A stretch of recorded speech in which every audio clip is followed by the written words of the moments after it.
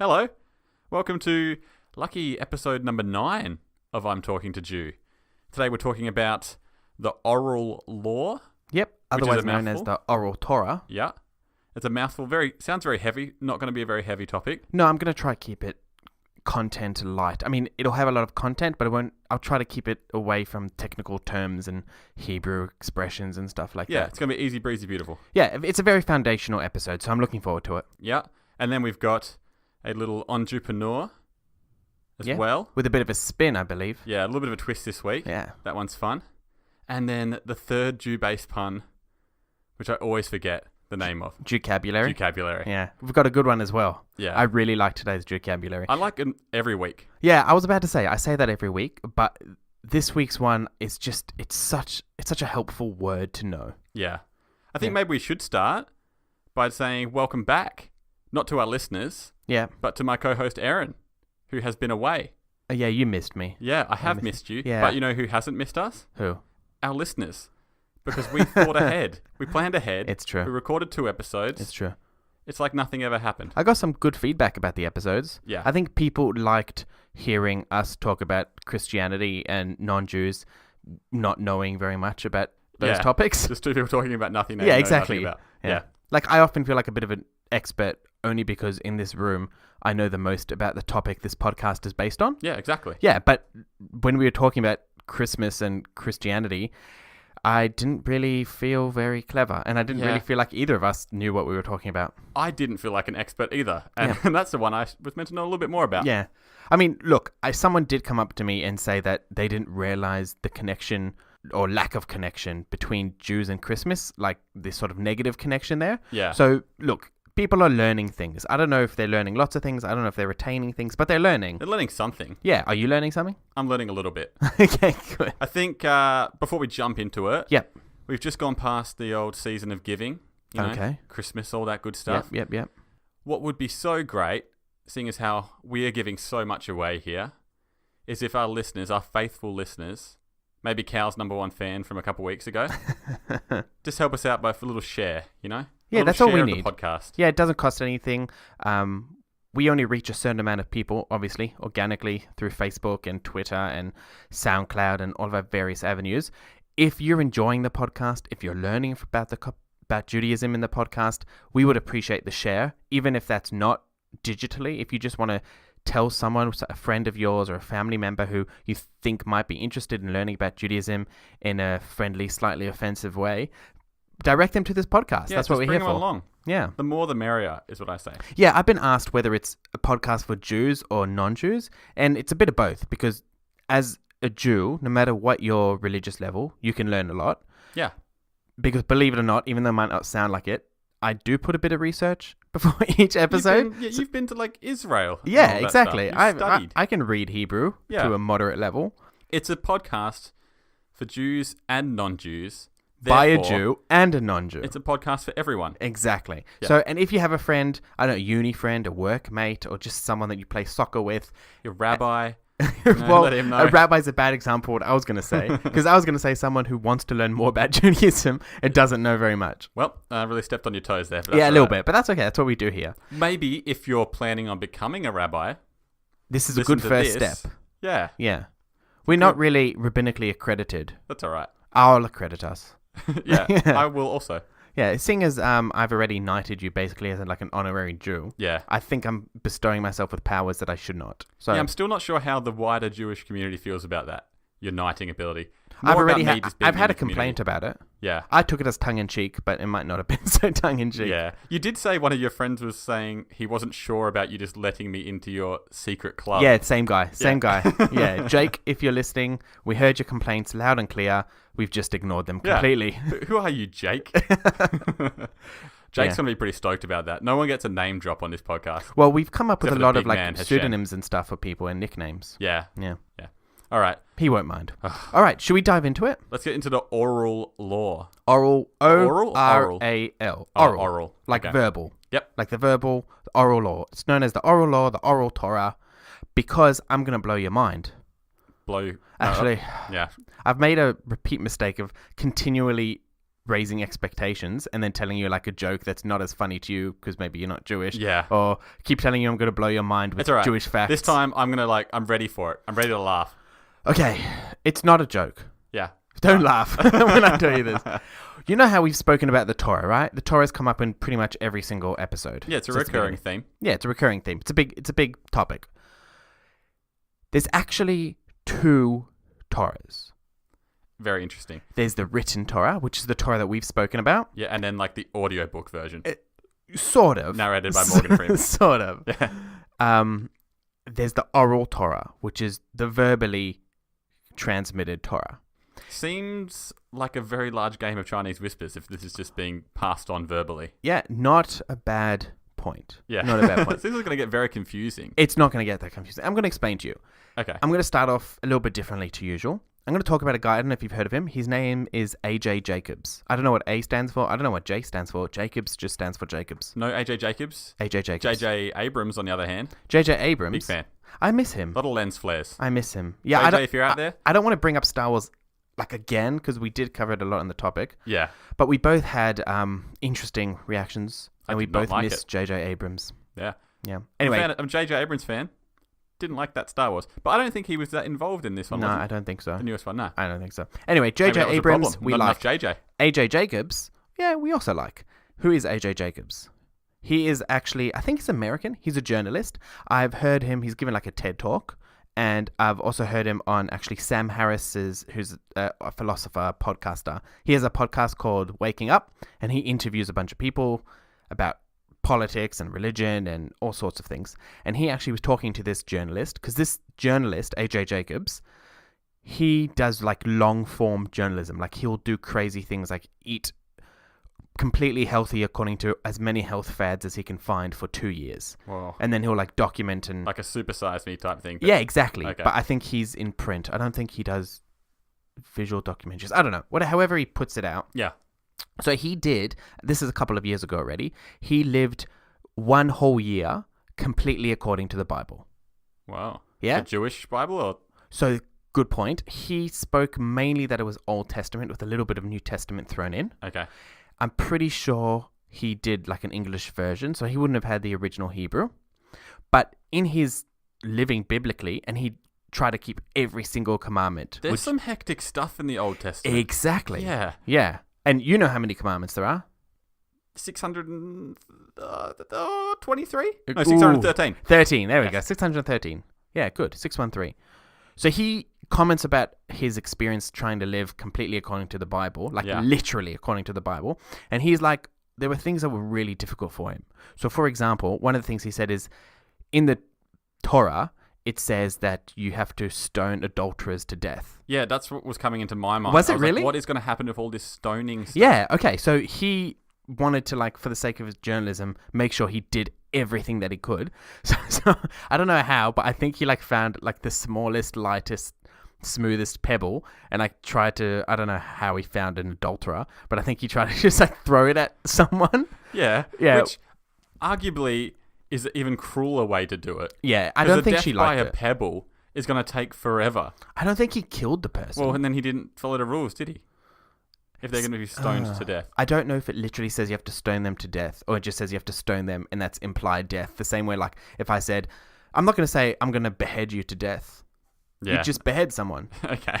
I don't know. So he found a little Jewish loophole like you're talking about. Well, look, cut a long story short, the Torah is not allowing anybody to just stone anybody for any offense. Yeah. Anyway, you're not even allowed to stone someone for committing adultery. Anyway, the point of the story is he found that difficult, as you can imagine. He found there's another rule in the Torah that says you're not allowed to cut the corners of your beard. Ooh. I don't know if you've ever heard of that one. I can't really relate because I can't grow a beard, Yeah. which makes me sad. You do a mean moustache, though. Yeah, which is just cruel. It's Yeah. so cruel. It's like if you, it's like having huge legs and a tiny torso. Like you've got the legs of a tall legs man and a tiny torso. Yeah, like if you had a normal sized torso, you'd be like 6'6". Yeah. But you've got 4 foot legs and a 1 foot torso. It's cruel. It's like you're almost there, but just not quite. I think that would be worse. That's my moustache analogy. I'm trying to be sympathetic to your plight. I mean, I don't exactly grow the most fullest beard either, but I'm trying to be sympathetic to your plight. I think having a body that is disproportionate and you just look funny, I think that's a harder life. Arguably what a moustache looks like. What? Yep. Oh, all right. Moving along. It's just disappointing is all I'm saying. Anyway, so this guy's not cutting... He's got very pointy beard at the moment. He doesn't understand what the corners of a beard means. Yeah, neither do I. Exactly. So what he does is he just grows the whole beard out. Yeah. Like completely. And he doesn't shave. Right?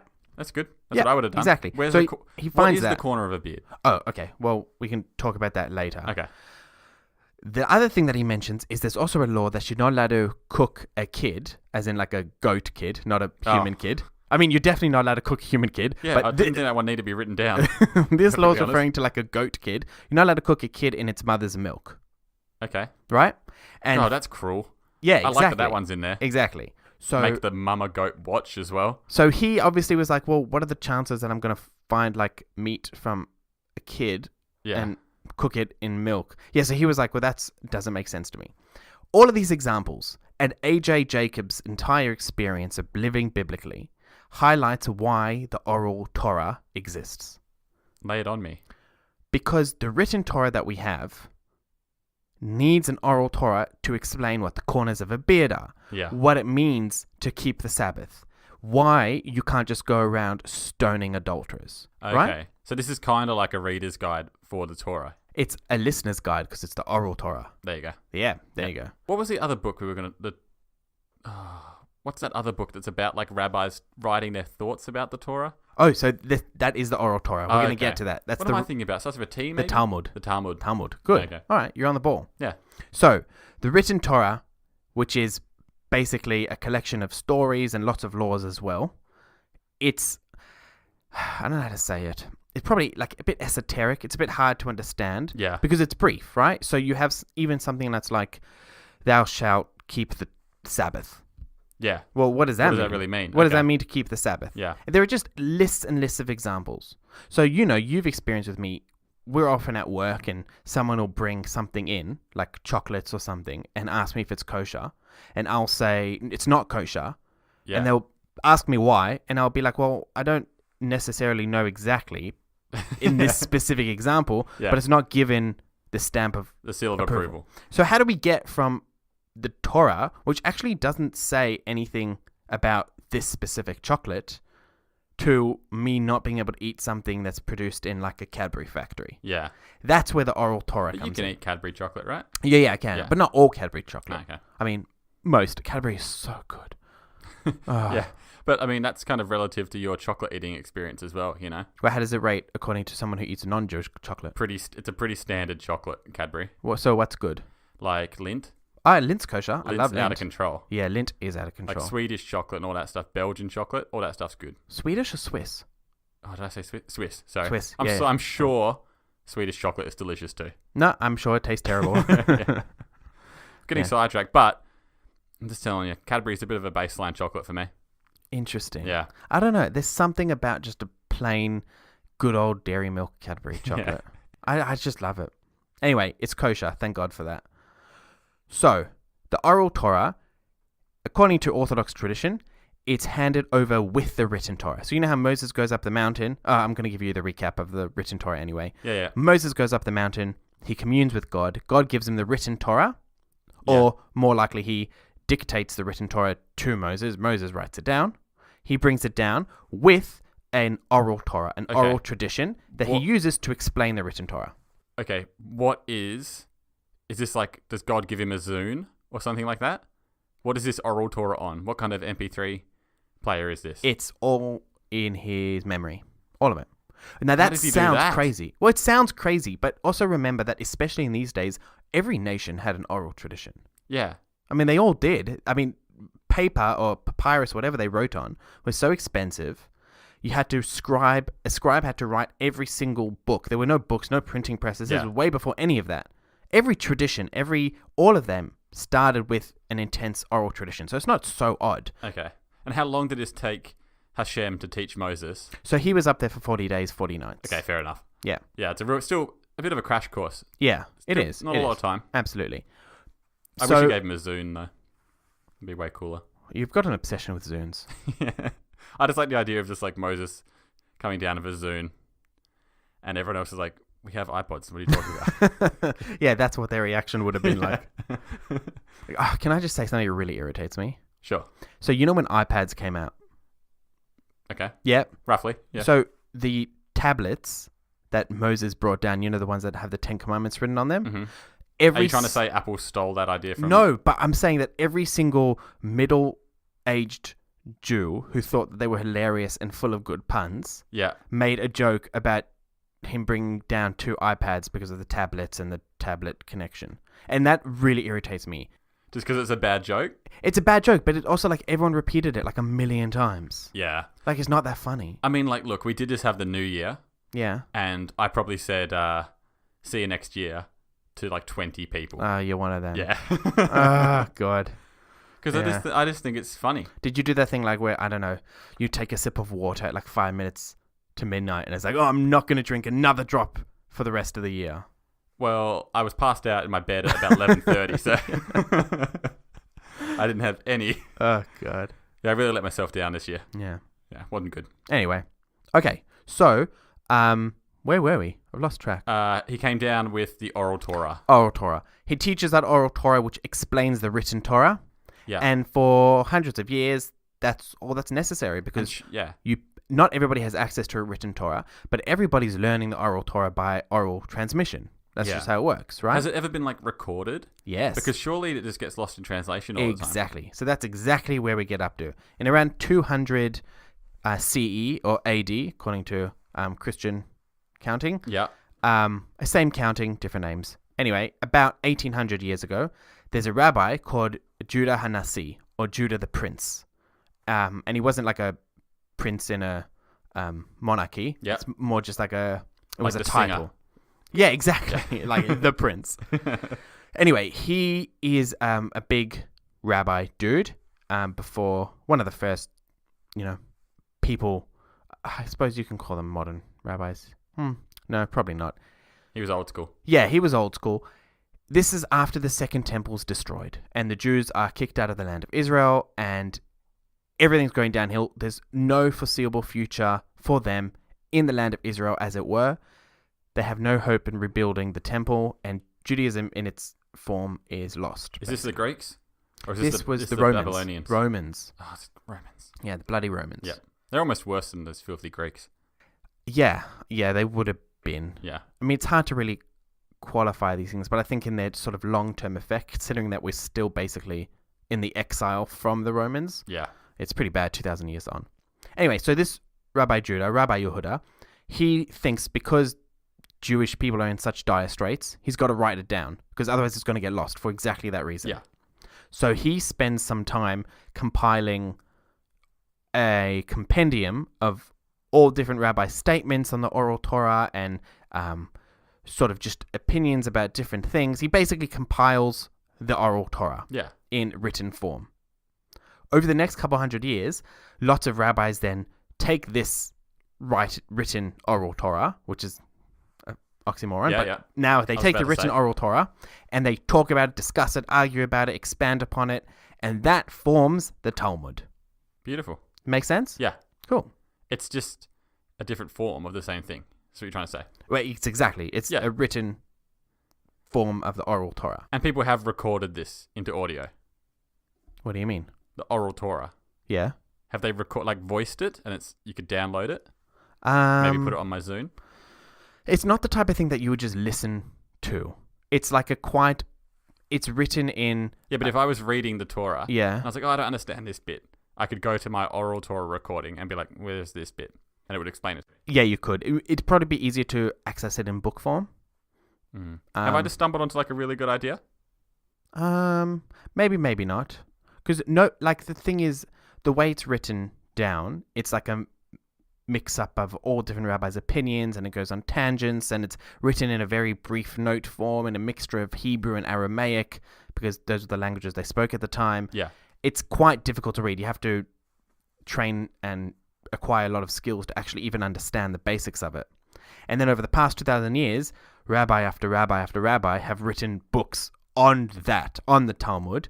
Some of them are like just point form, what are the 613 rules? How do you keep Judaism? How are you an observant Jew? Yeah. Some are, they're just discussing the theoretical discussions that go on. Okay. I'm on board with that. Yeah. So that's how we got what was an oral Torah. I mean, it still is the oral Torah. We still refer to it as the oral Torah, but how it's now written down. Yeah. Yeah. And the Talmud was probably the first piece of rabbinic literature. Yeah. Just started it all. Yeah, exactly. When I say, or when people say we study Torah, because studying Torah and learning Torah is like a big, big thing in Judaism. That can refer equally to learning the Talmud and learning the various commentaries on the Talmud, and it can also refer to the Torah itself. Okay, so it's like an umbrella term. Yeah, exactly. For the whole thing. Yeah, exactly. I'm on board with that. Yeah. So that's like the bridge to get from the Torah, which is a bit hard to understand, all the way to things like, I don't know, me getting my meals delivered in wrapped foil. Yeah, which I still don't understand. Yeah, well, we'll do that. This is a foundation so that we can go on to topics like Shabbat, like the Sabbath, or kosher and what makes something kosher and stuff. Yeah. I mean, I like how it was just like, this is pretty good stuff. Someone should write this down, and then someone just did that. Yeah. Well, for a long time, people resisted writing it down because by its very nature, an oral tradition allows for an element of flexibility. And flexibility doesn't mean like changing things. It just means adapting the rules for modern society. Because the Torah is written at a time that's very, very different to the time we live in. And the oral tradition would allow us to take that and put it in modern context. Yeah. Once it's written down, and also because there's this massive hierarchy of opinion in Judaism where I don't want to contradict my rabbi and he doesn't want to contradict his rabbi. So the earlier generations always have higher authority, right? Yeah. So when it gets written down, it sort of becomes like permanent, which is a little bit of a conflict with what an oral tradition is supposed to be. But Judaism is all the better for it. Absolutely. In the long haul. Yeah. If I was the one, like chilling up on the mountaintop with Hashem, and he told me all this stuff, I probably would have changed a few things just to sort of like suit me better. That's probably why you went Moses, though. Yeah. I would have been very selfish with it. Like what? Just like, I would have been like, you guys can't eat pork, but like I can, because I'm special. What? Yeah, just like a self-serving thing. Like a cult where the leader just makes these rules that everyone else has to follow, but secretly they're just like holding orgies in their tent and just stealing money and... Not everyone, just me. No, I understand what you're saying. Yeah. You just want to be the exception to the rule. That's what you're saying. Yeah. Everyone will be like, but what? Like, why do you get to eat it? I'm like, I don't know, man. Like, it's just what Hashem wanted. What Hashem wants, he gets. Again, that's just why you weren't chosen to be the leader of the Jewish people. Like, you got a problem with it, take it up with Hashem. Oh, wait, you can't, because only I can speak to him. See, that sort of thought process is why people, I feel, are so distrustful of religions. Yeah. Yeah. Because I would have just made stuff up. Would have been great. It wouldn't have been great. For me. Yeah. Right? Yeah. You're just not on board with this at all. I'm not. I just don't like I don't like the fact someone exploiting their position as a religious leader to fulfill their own... I don't know what the word is. Oh, that's never happened before. Take that, religion. Yeah. I mean, look, that is a downside to any organized religion. Yeah. Including Judaism. Sure, it happens all the time. Yeah. Look, I get that you're saying it as a joke, but I mean... It's real. Yeah, it is. Yeah, real. It is, indeed. Alrighty. Any other questions? That's basically the oral law in a nutshell. No, I'm on board with it. Yeah? The oral law. Yeah. That's very hard to say. Oral law. So say oral Torah, because you don't have the double L. You can just say oral Torah. Oral Torah. Oral Torah. Yeah, that's cool. Yeah. Yeah. Should we move on to our first segment? Yep. Which one do you want to do first? You pick. All right. Let's do Jewcabulary. Yeah. Learn me some more. So, today's Jewcabulary is actually a Yiddish word. Have we done Yiddish words? Sure. Oh, we may have. It's actually one you've probably heard me say. It's the word schlep. Schlep? Schlep, this schlepping, is my favorite. schlepper. Yeah. Yeah, you've heard it. I vaguely know what this means. Yeah. Do you want to have a go? Yeah. Oh, I have to use an example. Yeah, use an example. It's a hard word to define. So let's say you're like a hot air balloonist, right? Yeah, I can picture it. This is your hobby. Okay. A silly hobby, to be honest, I think. Slightly dangerous, but okay. Yeah, right? It can be romantic. So you're like waking up, it's 4 a.m. or whatever, Yep. whenever they get up. Yep. I'm going to go out my nice hot air balloon. Okay. Then you have to go and schlep all of your stuff out into a field, right? Mm-hmm. That's a schlep. Yeah. Act. Yeah. Schlepping. Yep. That's not bad. You, in turn, a schlepper. Yeah. And you might get out there and the weather's terrible. Maybe it turns. And you have to schlep You everything got to back schlep it in. all the way back. Yeah. It's a double schlep. Yeah. Yep. Good point. Is that right? It is right. I'm going to try define it for listeners Okay. who may be confused by your crazy example. What did he... Hot air balloons? What's he talking about? Yeah. I mean, I don't know what it has to do with hot air balloons. Yeah. Me neither. But it was a good... I think it was good. Basically, I say basically a lot on this podcast. I'm just working out. It's because I'm trying to keep it not too heavy. So, anyway. Well, hot air balloons, not very heavy, are they? No. How do they work? Hot air rises. Hot air rise. That's all it is? Just the principle of hot air? Yeah. Maybe you're full of hot air. Some kind of gas. All right. So, I have a little explanation here. As a verb, it can mean to carry or to lug or to move something awkwardly or slowly. Okay. It's not great. As a noun, you can be a schlepper, one who schleps, Yep. or you can describe something as a schlep. Yeah, that Right? was a schlep. Yeah. That was a real schlep. That was a real schlep. Or I don't want to go do that. It's a schlep. Yeah, like the first 3 times we tried to make this podcast. Oh, God, those were That a was a schlep. schlep. Or when we had to go and buy a new USB port because my computer wasn't recognizing my USB. We had to go all the way to the shops. We were schlepping all over the place Yeah, that that's day. a schlep. And also, you can call someone a schlepper. Yeah. If someone just gets sent all over the show by their boss and they're just schlepping things, they're a schlepper. That's probably my favorite, I think. Hmm. I think just because it sounds cool. Schlepper. Schlepper. Yeah. It's a good word. I like it because there are some things that require effort. You're like, oh, that takes effort. But it's not necessarily a schlep, right? A Yeah. schlep can just be like, it's too much of a schlep. I don't know how to explain it more than that. Yeah. It's good. When's your favorite time to use it?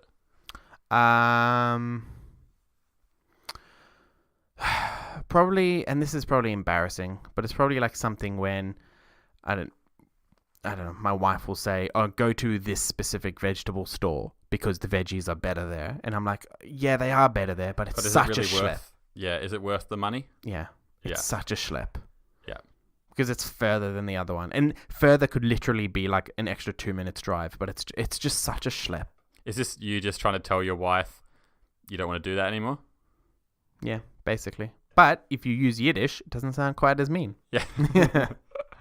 No, that's very good. Yeah. But it all depends on whether or not your wife's going to listen to this. And I highly doubt it. I also highly doubt it. She is our biggest critic. All right. Let's do enJEWpreneur now. Yeah. There's a little bit of a twist. A little bit of a twist. I'm going to Yeah. actually pitch an idea which I haven't thought of at all, and you're going to tell me how you're thinking it'll work, and then I'm going to tell you how it can't work. Yeah. This is almost like an improv game. This is like whose line is it anyway? Oh, Jew's line is it anyway? very nice. Is that a new segment? Very nice. Well, how are we going to do an improv on a pre-recorded podcast? Well, it's not pre-recorded at the time. It's live right now. It's live right now, but when someone listens to it, how are they going to offer something that's improv? Or we No, just they do can't. improv to each we other? just do it. Yeah, I think people are going to find that boring. I guess we'll find out. It might be a bit of a schlep. Yeah, sure. Yeah, we'll work on that. All right, give me a word. All right. All I have is the name of the product. Perfect. It's called the Kosherer. The kosherer. Yep. All right. Got it? Yeah. From the word kosher with Yeah. ER at the I've got end. multiple ideas for this. Really? Yeah. Okay. Well, first of all, I just finished watching The Punisher on Netflix. Yeah, I haven't watched it yet. So I'm thinking it's some kind of superhero vigilante who goes around koshering people. And he is the Koshering kosherer. people. Yeah. Like you've been koshered. Yeah. He turns people into kosher food. Like bad guys. What? Hold on. I thought maybe it was a euphemism for killing him or something, but you Well, they actually would be. mean literally turn them kosher. They would be dead when they're turned into kosher food. Well, oh, That's their punishment. jeez. Yeah. He then would turn these bad guys. He'd be like a Robin Hood Yeah. of types. He would turn them into food, Yeah. and then he would feed them to hungry Jewish families. Oh my Or God. non-Jewish families, they can eat non-kosher They food. can. Kosher food. Is it considered cannibalism? Oh, look, in a roundabout way. What? Well, they're turned. They're being transformed into like a chicken. Yeah. They once were a human. So I guess, yes, it is cannibalism. I don't love that idea. All right. Not a good one. Yeah, hear me another one. Here's what I'm thinking. The kosher version 2. Yeah. Like some kind of machine, obviously. Mm-hmm. This is less cannibalistic. Okay. That turns non-kosher food into kosher food. Okay. Is that what you're thinking? Yeah, I like that. That's a lot more helpful for me. That's great for you. And at the risk of turning this into pork talk, No. I would appreciate the opportunity to try kosher pork. Can that be a thing, though? Because it's still pork. Can pork ever be kosher? Probably not. Yeah. But for the sake of this ridiculous segment, So I have a you couple would- of questions. Okay, fire away. First question. Does the food that wasn't kosher that is now kosher retain all of its nutritional and tastes aspects? Oh, that's a good question. I feel like it has to be some kind of like a deal with the devil type situation, right? Oh boy. So like every time you use the kosherer, Yeah. there's a small negative side effect. A little, What? not a big one. Like what? Like a small one. Like you lose a minute off your life. Oh, that gee. Yeah. That's crazy. Okay, maybe 30 seconds. No, I don't want to lose any time off my life. 1 second. I don't want to lose. You're telling me you could take a rack of pork ribs, Yeah. put them in the kosherer, eat those delicious pork ribs, and lose a second off your life. Okay, here's the situation. I've never tried pork ribs. Okay? Yeah. So, But would you trade a second for that flavor? It's a second. This is the thing. You can't enjoy the kosherer just unlimited. but what happens if I really get like addicted to eating these kosher pork Yeah, ribs? that's the thing. It's a slippery slope. So then why would I do it? No. Okay, well, you're out then. You don't get to have the kosher. Okay, second question. What is the process of turning it kosher? Because you know absolutely nothing about being kosher. And I'm I not don't saying know. that to make fun of you. Normally, I'm an ideas man. Yes. This wasn't even my idea. Yeah. You I are don't an ideas know man. Not a good how- ideas man, just an ideas man. Yeah. They're not all winners. That's fine. Yeah. I don't really know how something becomes kosher. I assume it's how you prepare it, the type of ingredients. Okay, yeah. Maybe like a rabbi's like, kosher, and that's kosher. I don't know. He blesses it. He just used his finger as a magic wand from Harry Potter, and that is very much not how things are made. Well, to I be didn't have a kosher. citrus fruit, so. You know. But is it like? Do you like inject? Have you seen Spy Kids? I have seen Spy Kids. Oh, like the little microwave. Yeah, it's like that. Okay, so you put it in this machine, turn on the machine, and it comes out kosher. Boom, kosher. Wow. How long does it take? Ooh, I reckon it's got to take a while. Like how long does it take to 3D print something like the size of a glass? I have no like idea. a wine glass. I have no idea. Okay, well, however long it would take to 3D print a wine glass, Yep. that's how long it takes, Hmm. regardless of what you're trying to cook. Okay, does it come in different sizes? The kosherer. Yes, Oh, cool. Yep. Okay. but right now we're in like a beta phase, Okay. so it's like a small microwave size one. Okay, I see. Eventually, we're gonna like expand into human size ones. Wow. Yeah, and that is how the kosherer turns his enemies into kosher food. We've come full Shit. circle. Okay, I see. I really like the idea. Yeah. I don't think we have it'd the ever technology. work. No, I don't. I also don't think we have the like spiritual authority to start doing such things. Yeah. Well, I guess all you would need, you didn't know how you make things kosher, first of Yeah. all. Yeah. And I still don't think you could achieve it. I Right. don't think it could work. I can't actually see. I'm trying to think. Is there I'm any not. I'm way not that an it could work? expert. Well, I'm not an expert, but I'm trying to think of any non-kosher food that could be made kosher after it's not kosher. Yeah. I'm really racking my brains. You can have, and this is complicated, and we'll get into it when we actually do the kosher episode, which is what we're building up to with this whole oral Torah subject. Yeah, it's almost like we're setting it up. Yeah, it's almost like we have a long-term plan.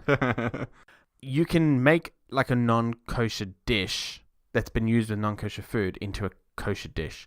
But Oh. I don't know of any food that you can turn from not kosher to kosher. I really Yeah. don't. Difficult. Anyway, We'd have to study, yeah. do some research. Mm. That's the idea. Anyway, Do we have time for some You've Got Mail? Yeah. Yeah? Yeah. All right, because we've got We got a one few question. We actually had this from a few weeks ago when we recorded our holiday special episodes, Oh, this but is we Christmas? didn't get to it. It's a question that was directed at me, but I actually want you to answer it as well. Okay. All right? The question is, if you had to sell Judaism, Yeah. right? Promote it. We're not very... Make a podcast. Boom. Done. Yeah. What is the best feature of Judaism? Ooh. Yeah. Well, for me, it's Cheesecake Day.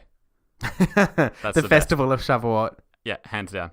Cheesecake What is it? Day. Shavuot? Shavuot. Shavuot. Yeah. Like I said, we'll get there in May. Oh, I can't wait if we're for around till Cheesecake then. Day. Yeah. It's good. There are other things you do on Cheesecake Day. I don't care. I really don't. Okay.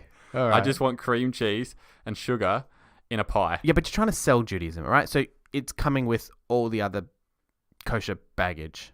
Okay, so I would focus primarily on the cheesecake part. Yeah. Yeah, I would package it as this amazing cheesecake thing, Yeah. and then the fine print would be like, you can't eat pork, and then all the other bad stuff. Jeez. Okay, they're not bad stuff. I just want to clarify. apologize. It's not bad stuff. It's just there's a level of Well, the less fun stuff. the less fun. Okay, yeah. I'll Yeah, like take I that. wouldn't tell them about Saturdays. Yeah. Probably not. What would I say? How would I sell Judaism? I don't know. What's your favorite part about being Jewish? I definitely wouldn't tell them about the circumcision. I'll leave that out. No. I also wouldn't tell them about the anti-Semitism or the dietary restrictions. Wouldn't tell them about not being able to watch Netflix on Shabbat. Oh, how about this, right? Yeah. You know when you're choosing like health insurance? Yes. Right? Yes. What if we created a religious model that worked in the same way? What does that Where mean? you could pick and choose different parts from different religions, combine them into one Mecca religion. Philosophically, that is so hypocritical. Yeah, it's horrible. Yeah, it But- makes no sense. From a business point of view. Yeah. You could do Best that of all culturally. worlds. Like, people do that culturally.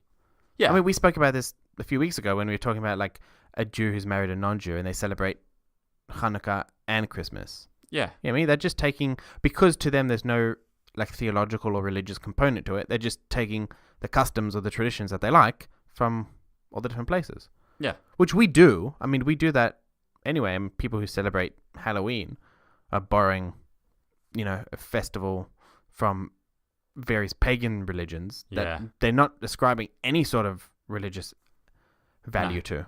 Halloween was very, very unpopular when I was a kid. In Australia, you mean? Yeah. Yeah. With the older generations. Yeah. Like, I have horrible memories Why? of going trick-or-treating. Because people... Like, when I was a kid, Yeah. we weren't so Americanized. In Australia. It was just as it was sort of happening. This whole, like, globalization thing Yeah. was really taking off. And there were a lot of Australian people who really resented that. Like, You think older. we're so much more Americanized here in Australia? Now we are. Now? Yeah. Yeah, absolutely. Interesting. And, like, you would knock on people's door, and you're an 8-year-old kid. Like, trick or treat, this is so fun.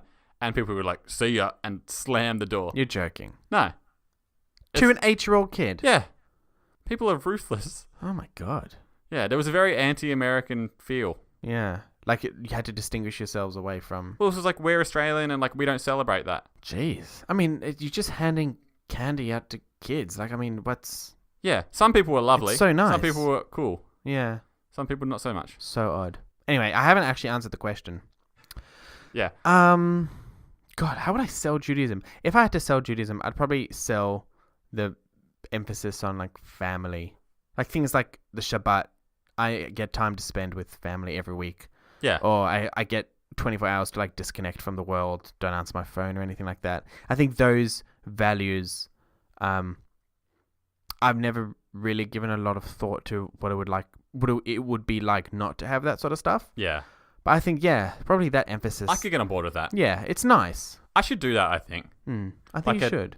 Um, Because everybody likes Christmas time, right? Everyone comes together and they have a big meal. I mean, Yeah. assuming you get along with your family. yeah. Some people. Yeah. So, I mean, I guess in Judaism, we just have that a lot more often. Yeah. I like the idea of the tech cleanse. The tech cleanse. You know, like you can't answer your, on the Sabbath. Oh, yeah. Gotcha. Because sometimes I'll be on my phone, Yeah. or maybe I'm on Facebook. I've browsed it for like 30 minutes. Yeah. Looked at nothing good. Nothing of Yeah. substance. Yeah. I'll put my phone down. Yeah. 30 seconds later, I pick up at it. Facebook Absolutely. again. I mean, look, even things like reading a book. Sometimes I go to bed at night during the week and I'm like, all I want to do is watch TV because I don't have to think and I don't have to read. I don't have to use my brain. And we read all day at work, right? Yeah. That's basically all we do. So, I mean, we do a bit of writing as well. But on Shabbat, when I can't watch TV and I can't watch movies, I can only read. And I get an opportunity to remember how much I love reading. Yeah. It's good. See, that wouldn't work for me because as someone who loves like sport, especially Australian football. Yeah, sport's a bit of an issue. Ooh. Yeah. I mean, I could record it, but it's just avoiding the spoilers and not being live in that moment. But it wouldn't be hard to avoid the spoilers because you remember so. You're also in a tech bubble. Yeah. So I guess I would it just have to plays. wait till sunset. Yeah, And watch it. exactly. Yeah. Exactly. All right. Yeah, well, that's it. We've solved Judaism. Everybody's going to start converting. Yeah. Is that the only question? Yeah, I think it's the only question we have time for now. If you have other questions that you want us to answer, do send them in. We really want people to get in touch. If you've got a question that you're always been too nervous to actually ask a real Jewish person, just ask us. Yeah, this is a safe space. It is a safe Except space. for you, Jake. Jake loves the podcast. Don't tease Jake. Yeah, I've got beef with Jake now. No, you don't. Yeah, I've got like the Greeks Yeah, God. and then one peg below, No, don't say Jake. it. Good. All right. Hey, Jake, please keep listening. Tell your friends. Also, before we go, please remember to like us on Facebook, follow us on Twitter. Yeah, we're Instagram. Yeah, follow us on SoundCloud as well. Yeah. And of course, subscribe and review and rate us on iTunes. Yeah. We can't overestimate how much that helps us. Yeah. I feel like if you find a funny episode, you like it, share it on your Facebook. Yeah, please do. Just share the SoundCloud link. That'd be fine. Maybe we'll give you a shout out. Tag the page. That'd be nice. That'd be good. You can be the new Jake. Yeah. Ooh. What an insult. Yeah. Also, if you want to get in touch with us by sending us a question, you can do that on social media or at talkingjew@gmail.com is our email address. Yeah. Perfect. Awesome. That's it. That's it from me. I think shalom. Yeah, not bad.